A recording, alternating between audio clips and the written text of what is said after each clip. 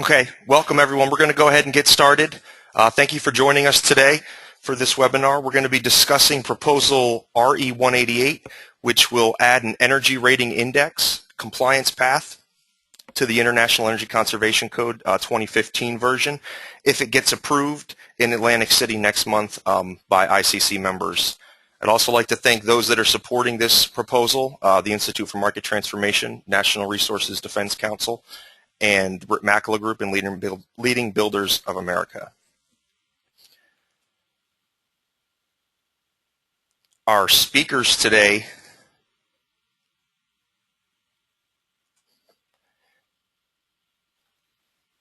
sorry, just a second, let me get these slides to move.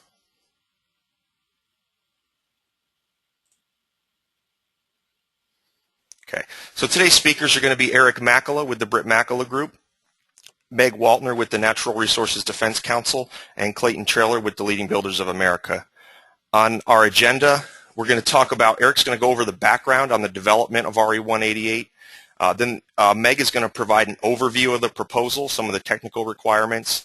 And then Clayton's going to discuss why is the new performance path needed from both a builder and a home buyer perspective. And then I'll discuss quickly what's going to happen at the public comment hearings next month, and we'll take questions and hopefully provide you with all the answers that you need. If you have questions, they can be entered into the questions box on the right-hand toolbar. Enter in your question and submit it, and I will gather questions, and most likely they'll be addressed at the end of the webinar today. And also, this webinar will be recorded, and we'll provide a recording of this webinar, and probably next week it'll be available. So I'm going to go ahead now and turn it over to Eric, and he's going to discuss the background and development of RE188. Eric? Thanks, Ryan. This is Eric Makela from Britt Makela Group, located up in lovely Boise, Idaho. So I say hello from Idaho to all of you that are attending. This concept, RE188, we meaning there were several parties out there that were kind of thinking in the same direction, started coming up with ideas about a year ago last June before the code change proposals were due to the International Code Council and the IECC. And some of the questions we were asking and some of the ideas that were floating around, one is, how do we increase compliance with the energy code? I think that some of the studies are coming out with in some of the states showing that the compliance isn't that high. Are there things that we can do to impact the code? Do we have to not worry about the code and just try to get the current format of the code to work? But what can actually be done to provide a format that is usable to all parties and also meet some of the objectives we were looking at? So unbeknownst to Britt Makela Group and IMT, there were also discussions going on with Natural Resources Defense Council and Leading Builders of America, kind of in the same direction, and we all kind of merged together at the end of this year to actually come to really get the discussions moving full steam ahead, and which resulted in some code change proposals that we'll kind of walk through over this next hour. You know, but really when it comes down to it is if we don't get compliance with the energy code, we're not going to get the energy savings that we're really after. And this is what codes are all about right now is energy savings. So that being said, we kind of came up with a few goals of what we were trying to do, what we thought we could achieve by the development of RE188 into a code change proposal. The first thing is increase compliance with the residential energy code. That was our ultimate goal, because if we can increase compliance with the residential energy code, then we can also increase building energy savings. And really that's what this is all about, is trying to get buildings as efficient as possible to reduce the energy use. So by increasing compliance, you'll increase the savings. Whatever we developed, whatever platform we developed, it needed to really complement existing performance-based residential efficiency programs that are out there. The goal is not to develop something that you had to start from scratch to try to meet. So it was actually to take a look at what was going on out there and to develop a platform that would actually fit into what we developed. We were also focused on what we do for net zero. Net zero has been a goal for the Department of Energy and for a lot of other groups out there on reaching a net zero building. And so we wanted to look at a platform that would actually move us toward a net zero residential building.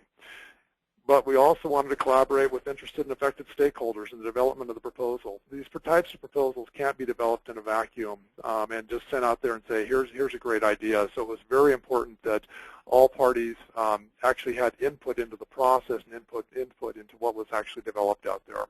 So these were kind of our general goals, and then I'm gonna hit on each one of these as we go through. So Ryan, go ahead and go up the next slide.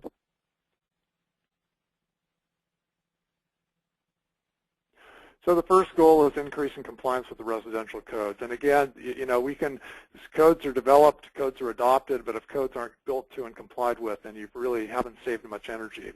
So the first thing we wanted to do was, in looking at what would actually get compliance, was to develop a format in the code that would actually encourage third-party inspection.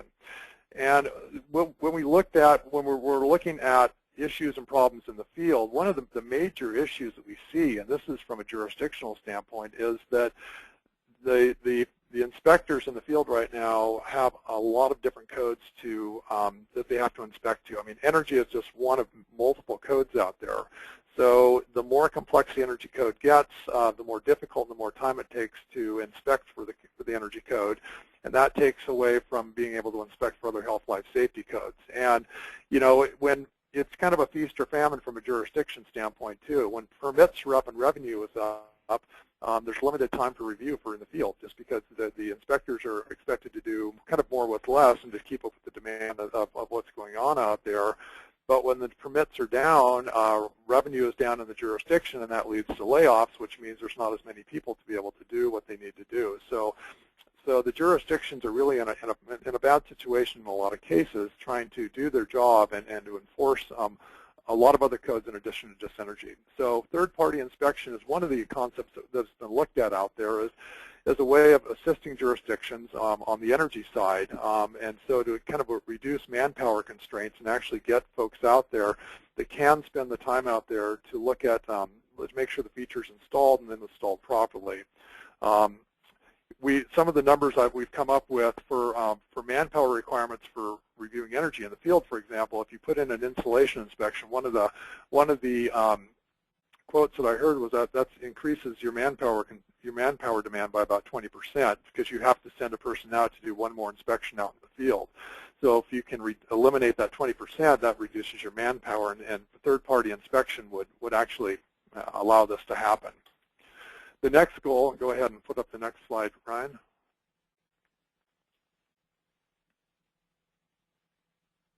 The next goal, I think, is ultimately what we're all after, is increasing building energy savings through increased compliance. We want the efficiency of the building, which is the sole reason why we have this energy code, is to get energy savings. And, there's a couple of ways we can do this. One is we can increase the stringency and complexity of the code, but that doesn't necessarily mean we're going to get compliance with that code. It means in paper, the code looks great. It actually is stringent. It's more efficient than the earlier codes. It's calculated out to save energy, but you still need to build to that code in order to actually get the energy savings that you're after. And that's where sometimes this whole thing falls apart. So a couple of options. One is we can continue to go down the road of prescriptive codes, and some of the states with high compliance rates, Washington State, for example, and Oregon, and have a very, very high compliance rates right now, but their focus is primarily from the prescriptive side, and there's not a performance element. Prescriptive works for some builders, but not with all builders.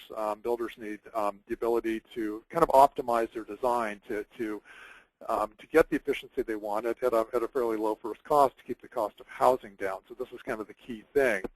So if we're looking at a platform that actually could achieve that, so providing a code platform of the quality of installation is also a key thing, because when we look at a prescriptive code, a building can comply by getting the measures in place without really necessarily looking at how those measures are installed. So focusing on a platform where you can actually focus on quality of installation will get you farther down the road toward increased energy savings in a particular building. And for example, you can take a wall with a properly installed R13 installation, and that will probably save more energy than a wall with an R19 that's horribly installed. So that quality of installation is really a key thing. And also one of the goals is providing a platform that focuses on building performance, to make sure that you you have a target number you have to hit, and it really doesn't matter how you hit it, but you know if you hit that target, your building is going to be able to use, it's going to be using a lot less energy than if you didn't do it that way. So again, this is, from an increased savings, this is kind of a key concept on why we developed RE188. Go ahead to the next slide, Ryan. We also wanted to develop a platform where you didn't need to recreate the wheel in order to actually comply with the code. So what we ended up doing is looking at a lot of different programs that are currently in use, a lot of third-party programs, national programs, programs like a HERS type of program, and formatted the code change proposal around these concepts just to make sure that existing programs that were already out there could actually meet the intent of what we put forward in the code change proposal. So what we were trying to do with the proposal was to provide a shell where existing residential programs could fit. So it wasn't something that you had to start a new program, develop new criteria, train people on that program, but you could actually use existing infrastructure to fit into this shell, into the RE188 shell. That could actually meet the intent of the code, and you wouldn't have to, again, recreate the wheel in order to do this. But we also wanted to make sure there was enough flexibility so that if someone wanted to create a new program, they had the guidance in the code change proposal to know how the program needed to be structured in order to meet this type of criteria. So the goal, again, was to complement existing programs as best possible. Next slide. As I mentioned earlier, one of the goals has always been to move toward net zero. And this has been a DOE goal. It's been goals by other organizations, but we're really trying to focus on getting houses, getting residential to not use energy, or to actually be able to produce as much energy on site as the house uses.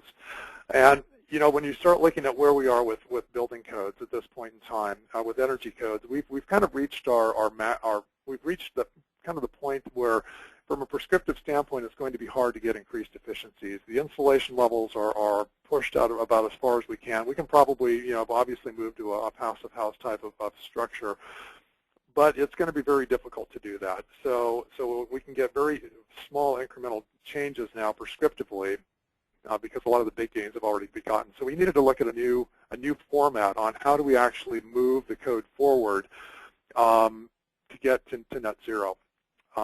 So with that being said, and the other goal too was to provide a kind of a material neutral concept on how to do this. So it's not saying you have to install X R value of insulation in the walls or roof, ceiling, or whatever else. It's here's a target that you have to hit, and you figure out how to hit it. And we'll take the gloves off. We're not going to focus on regulated loads on this. We're going to actually be able to focus on all loads on the building site. So this could be major appliances within the building, equipment efficiency, obviously insulation, water heating, other advances in water heating that may not be currently covered by the code, lighting design, that type of thing. So it really looks at the entire energy use of the whole building, and we felt that was kind of an important criteria if we're going to be able to move ahead. We can't just focus on the regulated loads. We have to focus on the unregulated loads too, and allow that to be accounted for in the total building energy use. So we feel that the platform that we developed for RE188 actually will allow that to happen now, and this could lead to advances in design for residential energy efficiency that we currently can't get, or we're somewhat limited to with the current format of the energy code. Next slide, please, Ryan.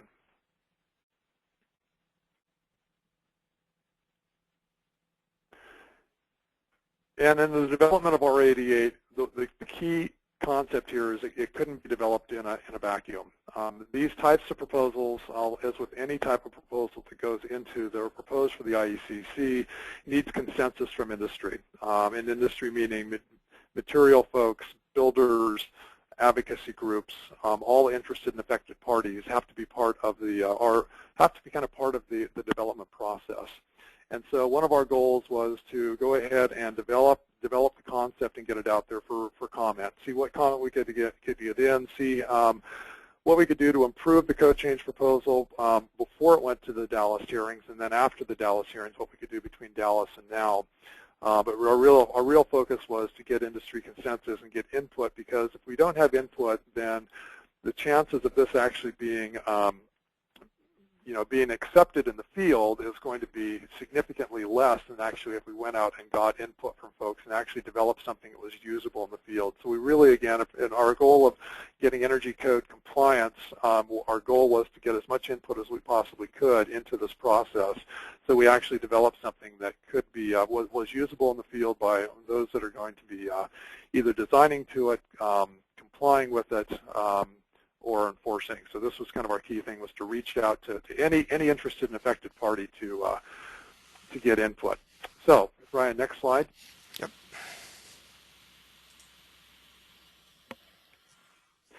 With that all being said, we submitted the code change proposal, and there were a few different code change proposals that were submitted similar to RE188, but RE188 was submitted to the initial code development hearings that were heard down in Dallas, and it was actually approved as submitted. Some of the comments that came up from the committee and the reasons in the, if you look at the results of the public hearings, one of the comments was provides a system that has considerably more flexibility for achieving energy efficiency, which was kind of one of our goals, and this was kind of a push. And then the next comment, rating systems are becoming a more common approach with straightforward options that are more widely used in the construction marketplace. So again, the second comment really hit one of our goals of producing something that's actually going to be usable out there, and there's already programs out there that can actually fit the criteria for what we're trying to achieve right now. So we RE188 passed in the committee, and we could have just sat back and said, okay, we're done, we're through, and not worry about it, but we felt that there was still room for improvement on this code change proposal. And we really wanted to kind of reevaluate the whole proposal and reevaluate what we were trying to do and work much closer with Leading Builders of America to try to make sure that their needs and interests on this were being met by what we were trying to achieve on here. So during the at the hearings, we committed to all work together, IMT, NRDC, Britt Mackler Group, and Leading Builders of America, to reevaluate the proposal and actually come back with a revised public comment for this go-around to make sure we had broad consensus industry agreement and support. And this was kind of our key thing, because again, if we don't have that kind of support into this process, we're not going to be developing a usable format where it'll be a few more pages in the code that won't be used. So we really wanted to make sure this was going to be usable for all parties that were going to be involved. So with that, Ryan, I will turn this back to you, and if any questions, I guess, can be held to the end or whenever they come up. Yeah, I'll go ahead and keep the questions until the end. We've had several come in that I've jotted down. So we're going to now hand it over to Meg Waltner with NRDC to give an overview of RE188. Hi, thanks, Ryan. And can you hear me all right now? Yep, sounds good to me. Okay, great. So I'm going to give an overview of RE188, how it works specifically, how we came up with the scores in the proposal, and some of the benefits from NRDC's perspective. Go ahead and start the next slide, Ryan. So what would RE188 actually do? RE188 would add a third compliance pathway to the 2015 IECC. So in addition to the existing performance and prescriptive pathways, there would be a third pathway that a builder could use that would be based on an energy rating index. And the proposal defines an energy rating index as a numerical score such that 100 is equivalent to the 2006 IECC and a 0 is equivalent to a net zero energy home. And then each integer on that scale represents a 1% change in total energy use relative to the reference design of that 100 equivalent to the 2006 IECC. As Eric mentioned in his part of the proposal, we're talking about total energy use of the home, so lighting, envelope, HVAC, and any appliances or other loads installed by the builder would count in this score. The proposal also identifies criteria that software must meet in order to calculate the ERI, and one of the specific requirements is that the software be able to normalize across different types of fuels. So whether a home uses gas or electricity, if they're using the same level of efficiency of equipment, the scores would remain the same. The proposal defines a generic ERI, but the ResNet HERS index would comply with the ERI as defined in the proposal. Next slide, please, Ryan. Yep.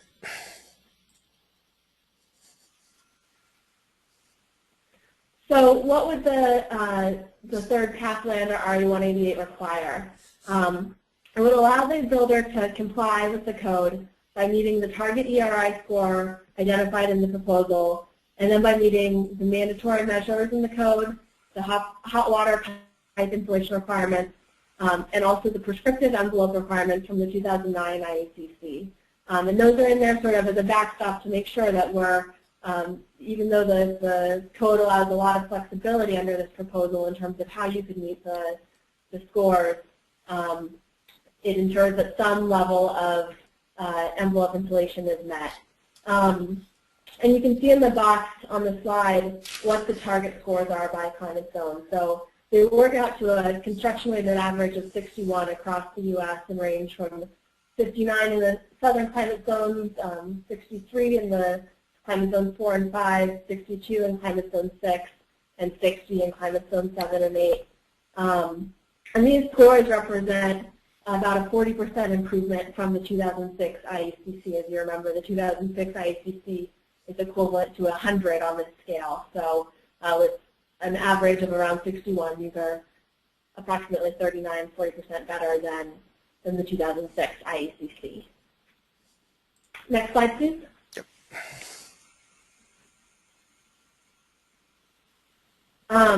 So how did we come up with these numbers? NRDC had two main goals in determining the numbers in our proposal. The first was to make sure that in almost all cases the 2012 envelope would continue to be met, no backsliding from 2012 essentially. And the second was to achieve additional efficiency on top of 2012 by providing increased flexibility to the builders. We analyzed, in order to look at actual scores, we used the HERS rating index and analyzed multiple equipment scenarios. The first scenario we analyzed was if you took a home in best case configuration and orientation with the 2012 envelope and duct and air sealing measures and put in sort of the top line HVAC and water heating equipment that's being installed today. So we used the 16 SEER AC in the south, the 94 AFU furnace in the north, and either a condensing gas or heat pump electric water heater. If you did all of those things, then you would meet the scores in our proposal. Alternatively, we also modeled a scenario of the 2012 envelope with minimum efficiency HVAC that will be in effect in 2015, plus an additional 10% savings, which could either be achieved through additional envelope measures, perhaps further efficiency measures in the equipment or other measures. Next slide, please.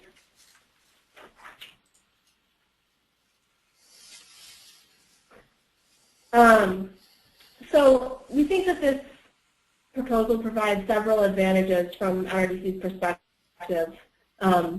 It increases flexibility and reduces the cost of compliance, increasing the uptake of the new code. And it encourages efficiency beyond the currently regulated areas. In terms of cost and emission benefits, we estimate that the incremental down payment needed to meet the ERI targets in our proposal would pay back in just over 6 months, and that's compared to the 2012 IACC prescriptive path. Additionally, we calculated the cumulative dollar and energy and carbon savings relative to the 2006 IACC through 2030, and this is assuming full adoption and implementation of the code.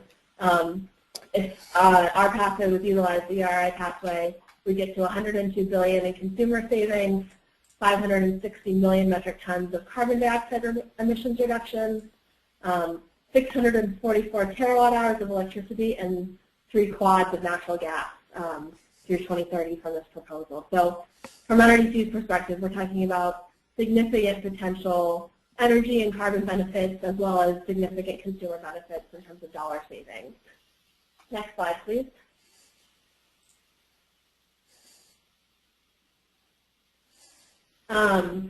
So what are some of the other benefits? The proposal would offer consumers information on their home's efficiency, similar to a mile per gallon rating on a car, and project annual utility bills. This will not only give information about the home that they're buying, but will also encourage competition and encourage beyond code improvements. So now a consumer can see whether a home has a score of a 55 or a 59, and it will encourage that competition and further increase energy efficiency. And finally, the energy rating index proposal also improves compliance, as Eric was discussing earlier, by reducing the burden on code officials by having the option to verify using a third-party rater. Do I have a next slide, Ryan, or is that? No, that is it for you. Okay. Okay. So I think just in conclusion, you know, RE188 offers significant energy savings. Beyond 2012 at a very low cost by offering additional flexibility to builders. It's simple. It eases the burden on code officials while improving compliance.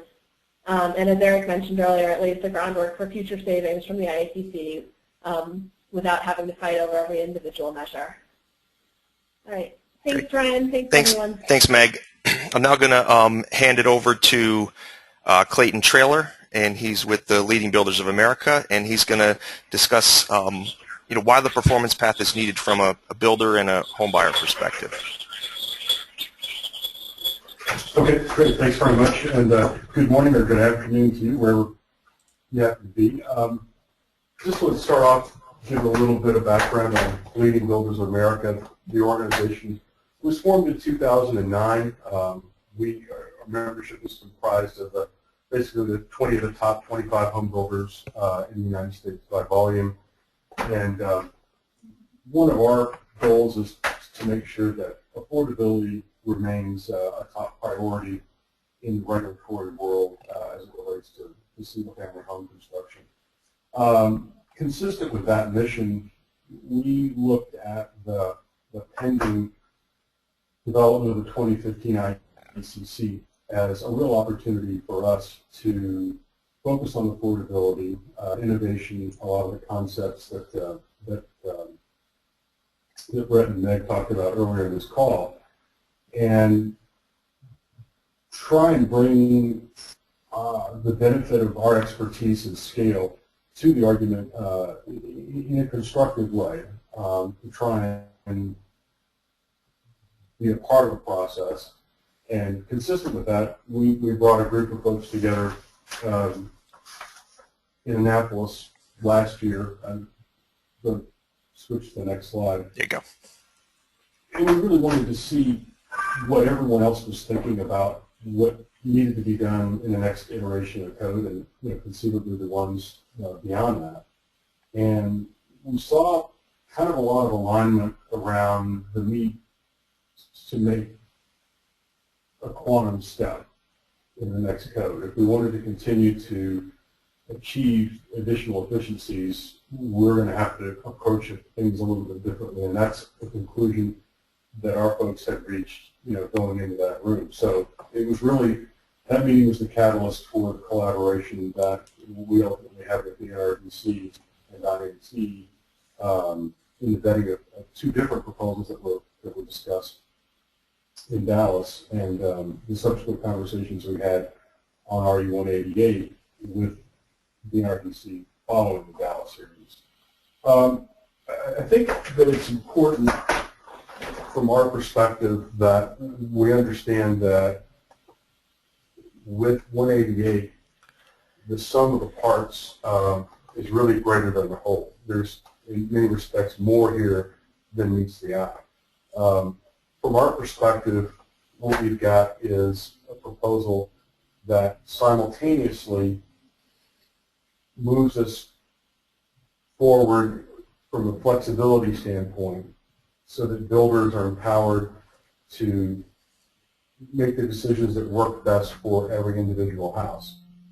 Critically important as we get up the ladder of efficiency, where we're starting to talk about incrementally more dollars to get incrementally more energy savings. The second part of it is we're looking at the whole house, giving builders the opportunity and the manufacturers of systems and components that go into houses the opportunity to innovate. We're leveling the playing field and saying, you know, if it saves electricity and it can be documented, then, you know, it's going to get credit. And that's really, really important. So we'll talk about a couple things on the next slide about flexibility. Obviously, a lot has been said already about the HERS rating system. It's becoming the energy standard. It's one method by which we can demonstrate compliance. From the builder standpoint, it's one that we're already spending dollars on to have houses rated, but also to educate customers about what a HERS score means and how to appropriately compare scores, you know, from houses to houses and that sort of stuff. So leveraging a consumer-oriented tool in which we already have spend on every individual house really helps. And I think everybody on this call is probably aware of that. We're rapidly approaching the point where half the houses, new houses built in this country are going to be HERS rated. I guess the other thing I would want to talk about is going to dollars and cents, and ultimately from a builder's point of view, that's really what matters. We were seeing an ever-widening gap between what it was costing to achieve a unit of energy efficiency under the prescriptive code versus what we were achieving in performance-based methods, whether it was the HERS score or Energy Star. And that calculus and that comparison really led us to understand, you know, the magnitude of the problem that we had with the existing code structure and the need to do something different. There's been some conversation here about how home buyers are going to benefit. I don't think it should come as a surprise to anybody on this call that consumers don't understand what code compliance means, but increasingly they understand, you know, what an energy rating means. And this is, from our standpoint, an opportunity to really knit together seamlessly the code compliance piece and consumer education and validation.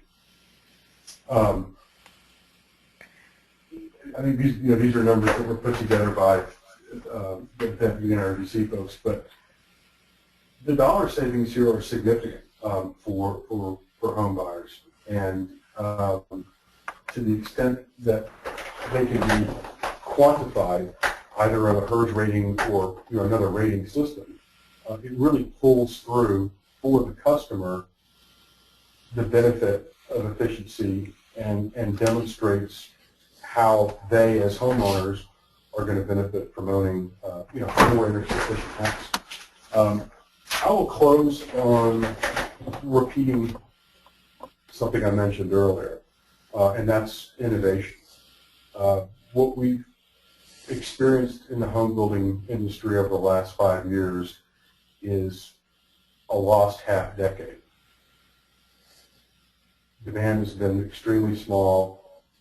Everyone in the business has been retrenching, consolidating, you know, frankly just trying to keep the doors open. As we're coming out of this, we really love the timing of this proposal in that we're beginning to see builders invest in R&D, new plan designs. We're beginning to see our partners in the manufacturing world trying to bring new products to the market performing research to find out what's needed in the market.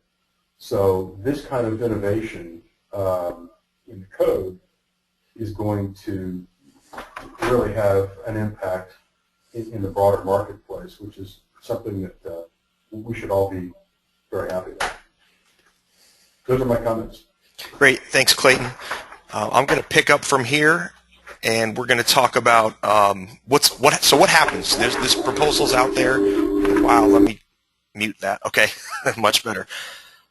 So we're going to talk about what happens, what are the next steps for this proposal, and ultimately approval, and how can that be moved along. So the ICC public comment hearings are in Atlantic City, New Jersey on October 5th to 7th. That October 5th to 7th is only the IECC residential hearings. There's other hearings that go on from the 2nd through the 10th.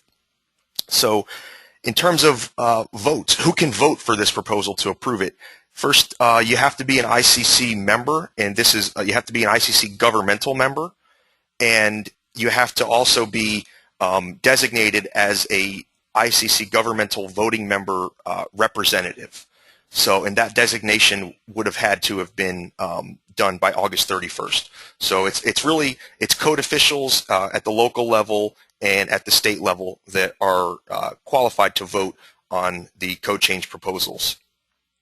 So what we're trying to encourage is code officials to vote yes for 188 as modified by two public comments, numbers 2 and 3, public comments 2 and 3 that were submitted as revisions after the Dallas hearings.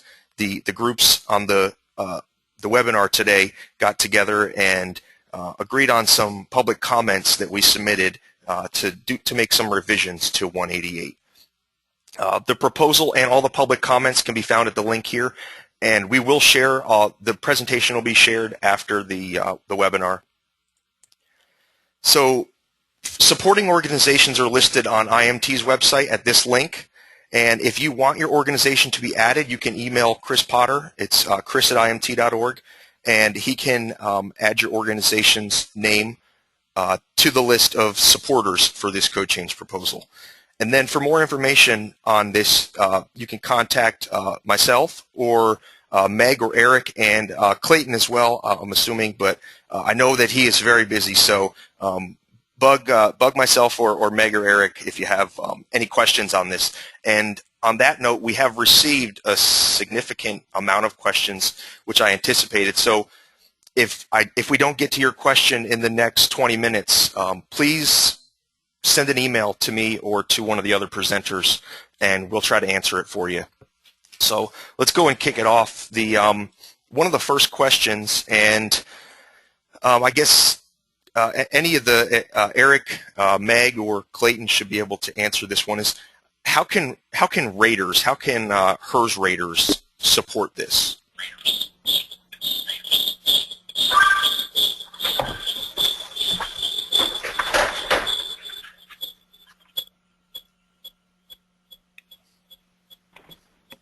Well, I'll take a stab at that, Ryan. From a HERS rater standpoint, I think that certainly that particular industry would be some of the folks that would actually could be out doing the third-party inspections from a jurisdictional standpoint.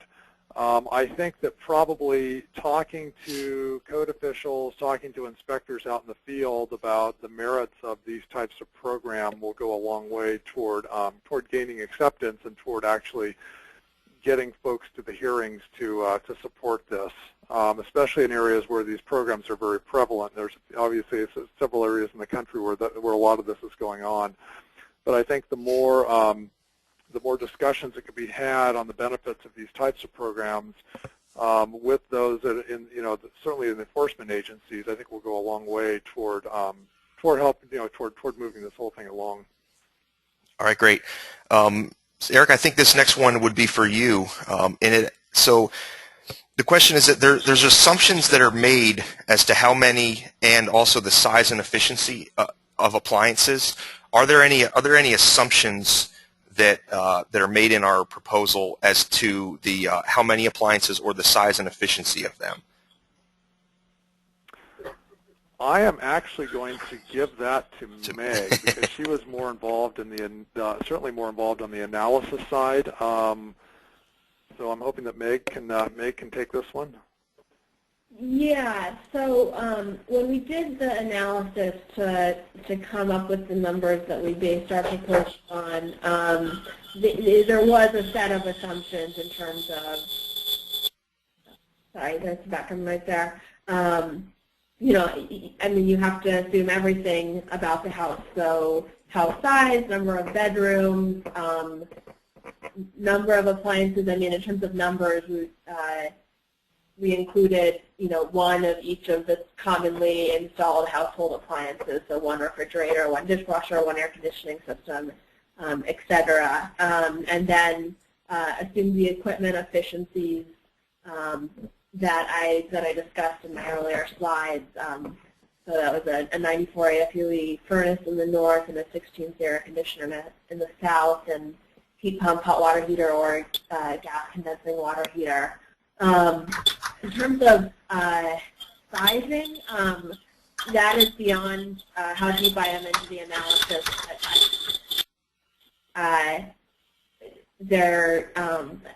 Those assumptions, you know, were taken into account, but I don't know what they were off the top of my head. Okay. Thanks for that, Meg. So the next question, this is in regards to section 405, and this one might be best for you, Eric. So it asks, are lighting, appliances, and other uses, not including heating, cooling, and domestic hot water, included in the current section 405? Does the current section address lighting, appliances, and other uses outside of the standard equipment? I will answer that as best I can. Right now, appliances are not handled. They're not considered a regulated load. So from that standpoint, using the performance approach, I'm just I've got my code open right now, but just looking in the assumptions for internal gains and that type of thing. Basically, the internal gains are, an energy use on that is considered the same on both sides of the equation for both the reference design building and also the standard design building. Now, as far as lighting is concerned, lighting was not, let me just verify this, lighting is now considered a mandatory requirement. So theoretically, you can't get credit for more efficient lighting using the performance approach because it's a mandatory requirement. So therefore, that's going to be the same on both sides of the equation for both the standard reference design and also the proposed design. So the current section 405 is really focused on regulated loads, so your building envelope. Mechanical is not a factor anymore other than distribution systems. Surface water heating is not a factor anymore. Except that you can trade off some piping insulation now because the piping insulation requirements are prescriptive and not performance or not mandatory. And then, you know, you also have lighting, and lighting is, lighting is also now a mandatory requirement. So there really aren't any trade-offs in 405 that will impact lighting. Okay, thanks, Eric. This next one, this may be appropriate for Clayton. Clayton, I'm going to unmute you. For some reason, you're when I have you unmuted, just be getting some feedback. And it happens when both Clayton and Meg are unmuted at the same time. So I'm going to mute you, Meg, and unmute Clayton. So Clayton, the question is regards to the home builders that often push back against codes that increase cost, and it asks if is there any estimate for what the rate of adoption might be for the 2015 code if RE 188 gets adopted? I think the core of the question is, do you think home builders are more likely to oppose the adoption of the 2015 code, or would they encourage it, or at least be neutral? Well, that's a great question, and certainly one that we've heard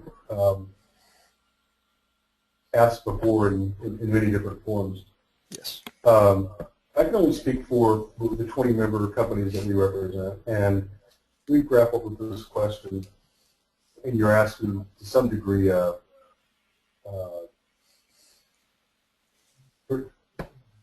a speculative question in that we Very haven't much, come yeah. through the October hearing yet, so we don't know what the 2015 code is going to look like in its final form.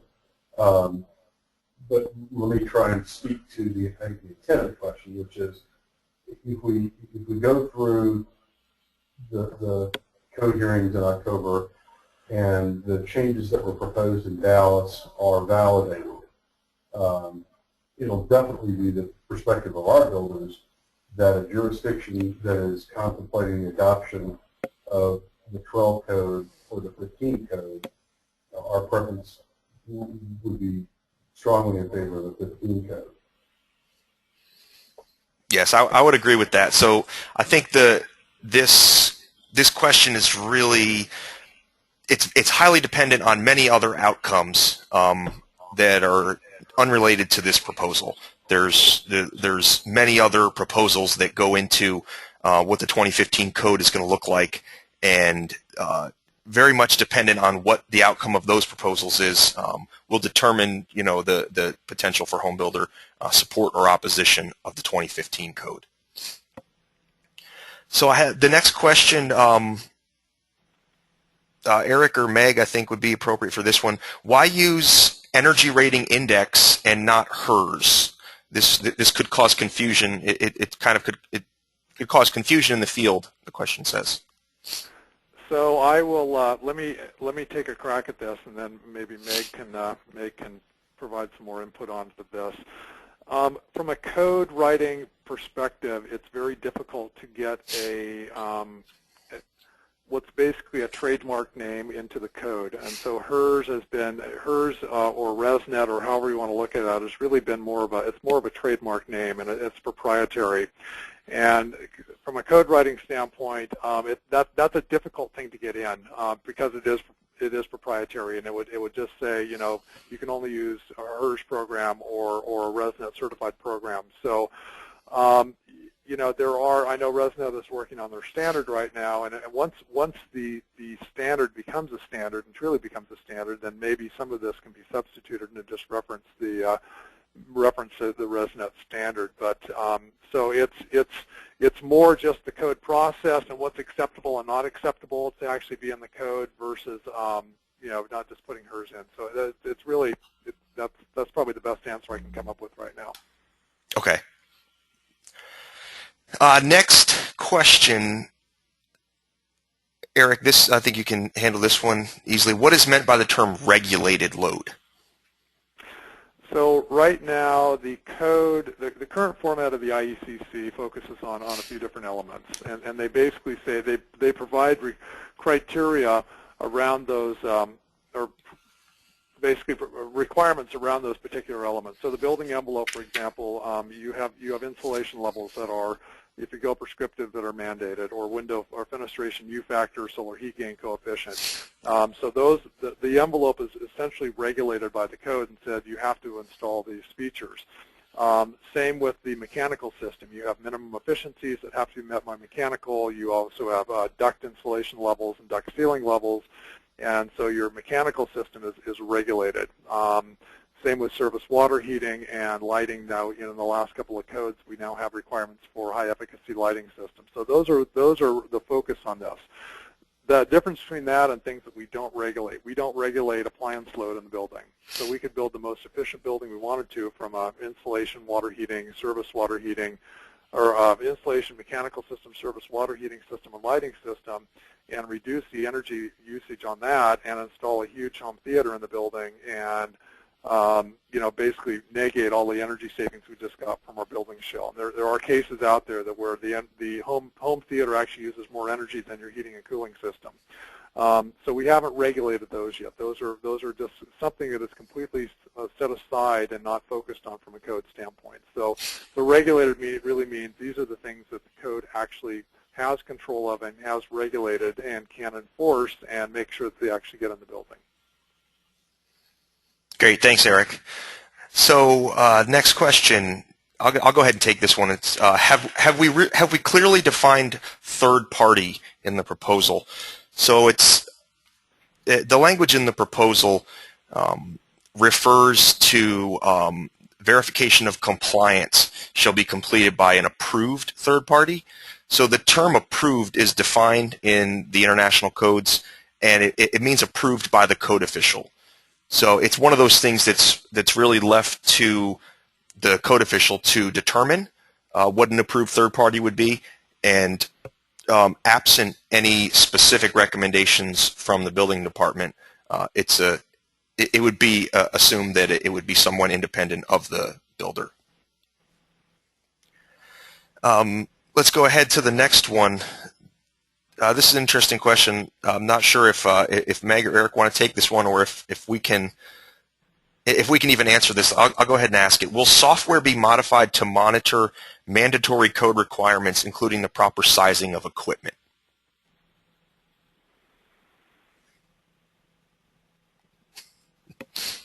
I believe that will be up to the software developers. If the code requires that, and on our particular case in WARI 188, we are requiring that the mandatory features be met, then the software would have to be modified in order to account for that. So anyway, I would say there's going to have to be some modifications for the mandatory requirement to be addressed in the software. Eric, this is Meg. Just to add to that, I agree with that, and I think in the case of ResNet, it likely would be modified to if the proposal passed. I would agree with that, and I would also say none of us are certainly software experts, so an appropriate question for one of the ResNet-approved software manufacturers. All right, let's go on to the next one. If the existing performance path uses prescriptive requirements from the 2012, how could this coexist as an equal by using the 2009 values?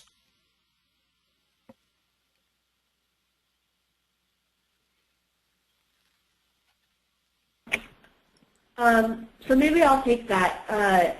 So we actually think, and in the analysis we've done shows that the numbers in this proposal are actually beyond the 2012. So our proposal does include a backstop of the 2009 envelopes, but the numbers aren't based on an assumption that you're installing the 2009 envelopes. They're based on the assumption that you're installing the 2012 envelope plus top-line HVAC and water heating equipment that's being installed in the field today. So that 2009 is really just a backstop. It's how far can you trade down the envelope.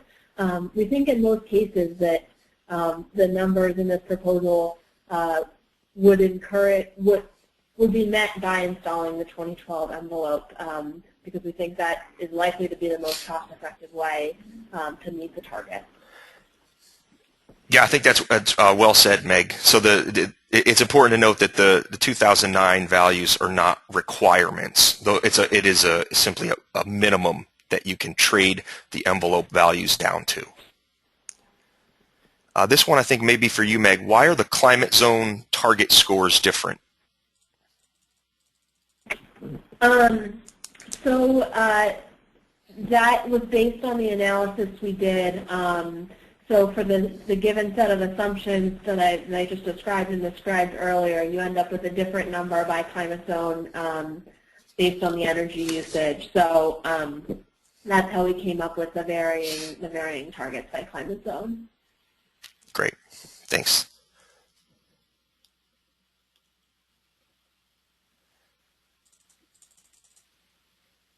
All right, let's move on to the next one. We have time for just a couple more.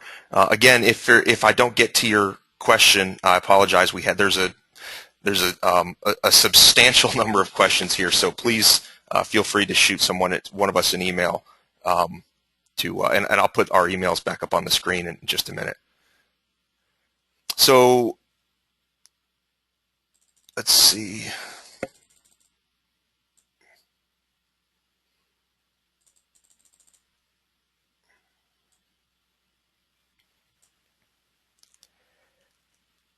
Okay, you stated that 188 would provide more flexibility, but part of the proposal would require following prescriptive envelope requirements. I don't see where that translates into flexibility. I'll throw that up to anyone who wants to take it. I can go ahead and take that one. Actually, so you're not complying you're actually using the 2006 IECC prescriptive envelopes requirements to develop your standard reference design house, for example, which you can trade off. The 2009 values that are in there are basically saying that you can do envelope trade-offs, but they can't be any lower than the 2009 IECC envelope requirements. So you're allowed to trade off the envelope insulation levels, everything else. You just can't. You can only get down to a certain level on that. So you're not required to put in prescriptive values. You're just going ahead and trading off against initially the 2006 values, but you can only get as bad as the 2009 values, if that makes sense. So this is I would add one other piece to that. By expanding the number of items in the house that are subject to being measured, that's also a significant increase in flexibility. Agreed. All right, so I guess we'll go ahead and move on. Let's find another question.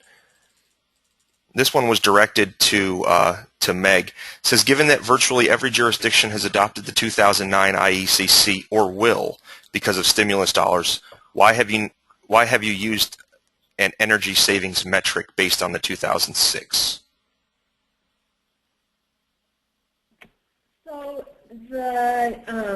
the reason we structured the proposal as we did, the ERI, was essentially to point to the HERS index. So the HERS index uses the 2006 IECC as their basis for 100 as the reference design, and goes down to 0 as a net zero home.